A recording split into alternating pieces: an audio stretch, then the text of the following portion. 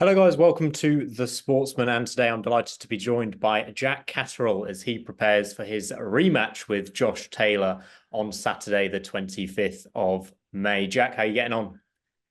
Yeah, very well, thank you. All is good. 3 weeks Saturday now, so it's all systems go. But I'm excited for this one. There's obviously been a lot of excitement ahead of this clash, given what happened in the first fight. How much have you been looking forward to this particular fight as a chance to put that controversial defeat 2 years ago now behind you? Yeah, there's been times where I didn't think this fight would happen, uh, but I'm constantly being asked by members of the public, fight fans, family, and friends. It gets asked about all the time. So uh, it's been a long build up. Again, it got delayed a number of weeks ago. So again, I thought it might have been off completely, but we're 3 weeks away now, and everything seems set. So I'm dead excited for this. And obviously, we have mentioned a bit about the judging of that first fight. Have you just got to stick to kind of your game plan and what you can control in the ring and kind of forget about what the judges might see or what they might not see, given what we saw in the first fight? Yeah, of course, I can't go into the fight uh, feeling any type of way about any judges, etc. I've got to go in there and do my job and do it properly. Everything else is just noise, really. I've got to focus 100% on me and my abilities. And you've won both your fights, of course, since that loss to Taylor, including that win over Jorge Linares. What's changed for you, if anything, since that first fight with Josh? I wouldn't say a lot's changed. There's been a lot of learning, a lot of developing. Uh, I mean, for the rest of that year in 22, there was no more fights, so it's been frustrating. But I've stayed in the gym, I've stayed consistent. I was fortunate enough to have two fights last year, two great 12-round fights. Again, a lot of learning, a lot of time to reflect and keep developing. So going into this second fight, I feel like I'm a much more improved fighter. Would there be any specific area of your game that you said is particularly improved, as you say, over the last 2 years? I think all round really. I mean, every fight we watch it back and we dissect it, break it down, look at stuff that we can do better, stuff that we didn't do so great that needs work, and the same now. We're going in against the fighter that we've shared 12 rounds with before, so we've got footage from that fight. Albeit he's now got a new training team and he's going to be trying different things, and that works both ways. There's room for improvement on both sides, so I expect, I wouldn't say a different fight, probably a similar fight, but there's definitely going to be stuff that I'm going to do different or try to do different. And I guess so is he. And that training team change, have you tried to pick up anything from that in particular, or are you just aware that something might change between the last time you fought him? Yeah, of course, you're talking about a fighter who's in his early 30s. He's been boxing all his life. And you see how Josh has boxed when he's been at his best. So I don't think a new training team is going to add too much difference to him. Of course, they're going to try and change things. They're going to try and better him. But will he be able to follow them instructions and adapt and carry out in the ring is a different question. And the loss he had to Teofimo Lopez at Madison Square Garden last year, I think most of us thought it was a little bit of a disappointing performance from his perspective. How did you see that fight and Taylor's performance in particular? Yeah, I didn't think he looked great. Before the fight, I tipped him to win the fight. We kind of seen maybe similar in a way the scenario of Lopez. Didn't seem like he was fully engaged and he was saying a lot of crazy things. We've seen it with Ryan Garcia last week, and he's gone out and put on a great performance to win the. Well, they didn't win the WBC, but beat Devin Haney. Uh, yeah, I was underwhelmed by Taylor's performance. I thought his feet looked slow, his reaction wasn't there, his timing wasn't there. Uh, I mean, you hear rumours. I've not spoke to him directly about the preparation for that fight. I guess I never will, but he didn't look great. And obviously, he's only fought once in the 2 years since, really, and that's quite a lack of activity. Is that something you're hoping to take advantage of? Obviously, this is a fight that's been delayed a few times, and we've been waiting for it. But do you think you can take advantage of his kind of lack of ring time? You know what? I don't like the term ring rust, and I guess it is a thing. But so you look at the first fight that we had. I was kept out of the ring for over a year before the first fight. It wasn't ideal, but I'm a fighter that stays in the gym. Uh, I'm always in the gym, learning, developing, sparring, and having training camps really. So I went out there and did what I said I was going to do. So I don't like the excuse of ring rust. If you stay ready and stay in the gym, it's what we do every day. But on the flip side, yeah, he's only had the one fight, the one loss, and he didn't box great. So will it be on his mind? Probably.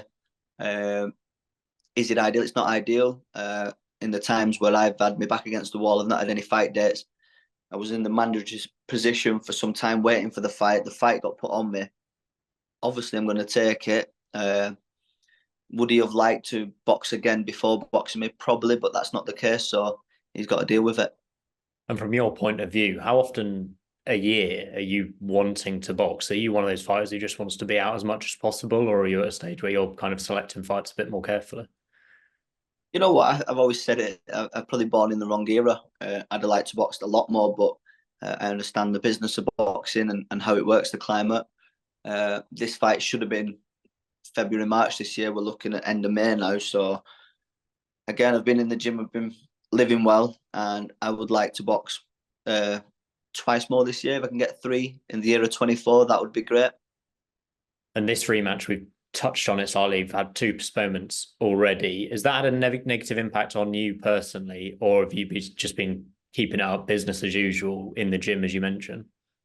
Yeah, I've not let it affect me emotionally or physically. I've been in the gym. It's not ideal because you have a date in mind that you want to fight or fight's going to happen. You're preparing for that date. It gets postponed. It changes things, sparring partners, your training schedule. You want to peak at the right time. Uh, and I think the frustrating thing is putting the fight back to the end of May when he only boxed in June last year. I boxed in October.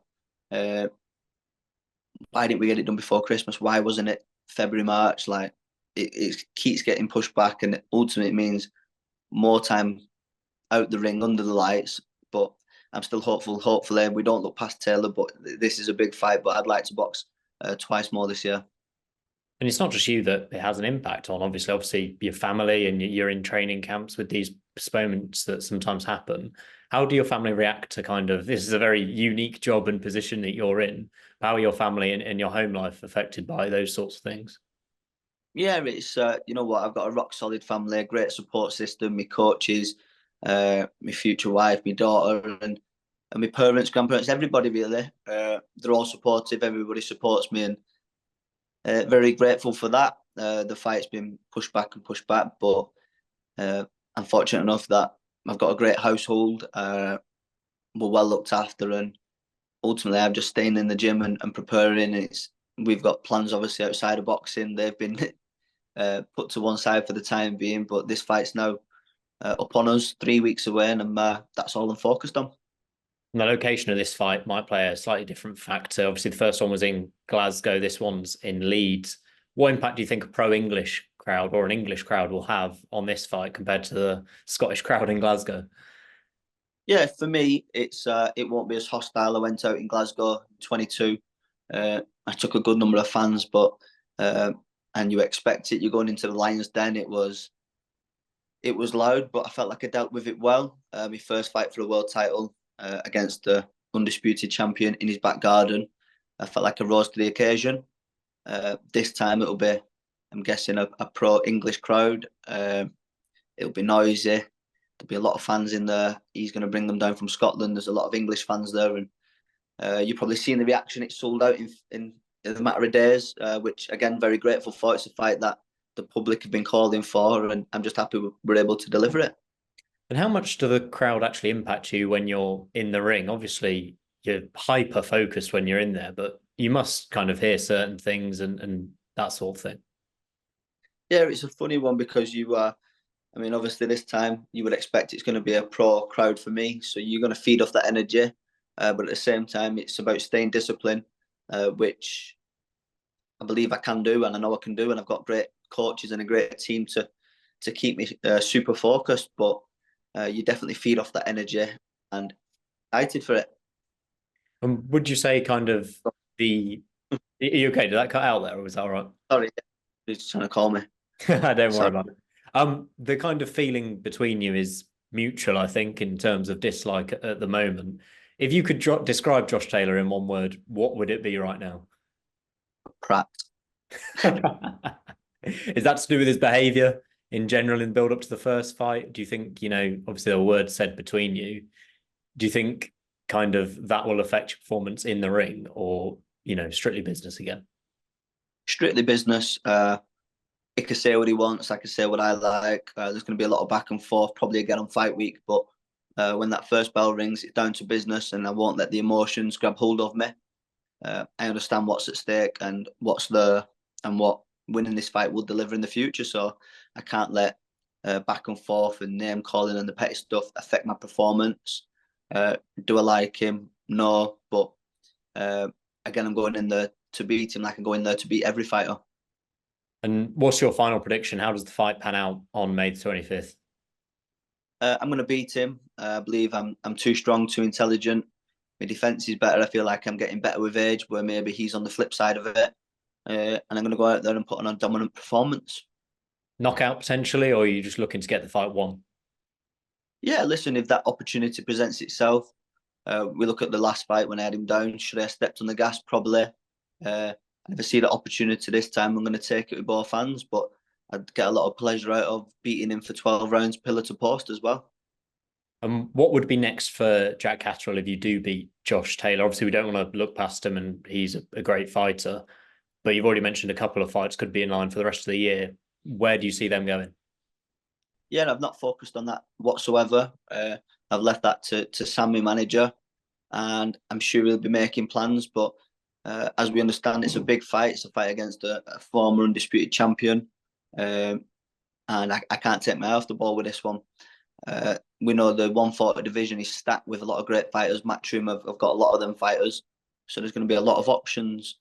For me right now, I've got to focus on Josh, and after the fight, when the fight's done and I've beat him, we can sit down then and look at what's on the table.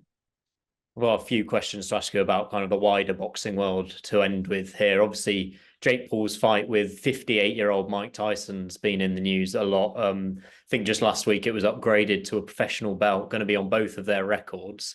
What do you make of all of this?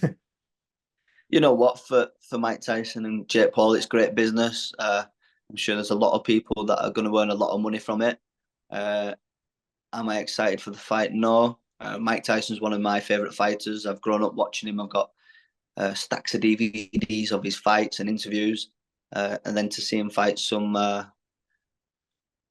YouTuber, professional, but I don't know how to describe Jake Paul, but it's just a bit uncomfortable. Them two being in the ring together, it doesn't feel right. Is there a worry that, Tyson could get beaten and kind of it could all be a mistake from his point of view? Is there any worry from your point of view, given he's one of the legends of the sport? Yeah, it's not nice. Mike Tyson's probably set to earn millions from it, and every credit to him, and so is Jake Paul. But there is a risk. Jake Paul's a lot younger. He stayed in the gym, so credit to him. He is training. He is training well. And of course, there is a risk of Tyson being beat. I mean, it pains me to say it, but it's what they've both entered into, so it's going to happen regardless. And a week before your own fight, we'll obviously see Tyson Fury do battle with Oleksandr Usyk. One of the biggest fights of the year. I think we're all looking forward to watching that one. Who wins it for you? Yeah, and I think Tyson touched on it a couple of weeks ago. I think a good big fella beats a good littler fella, and I think size will play a difference. Uh, Obviously, I'm going to support my own. Being from England, I support Tyson Fury. I think it's a great fight, but I won't be surprised if Usyk causes a lot of problems. But I don't see past the size and the physicality of Tyson. And finally, from me, in your opinion, who is the number one pound for pound boxer in the world right now? Right now, Terence Crawford. Why is that?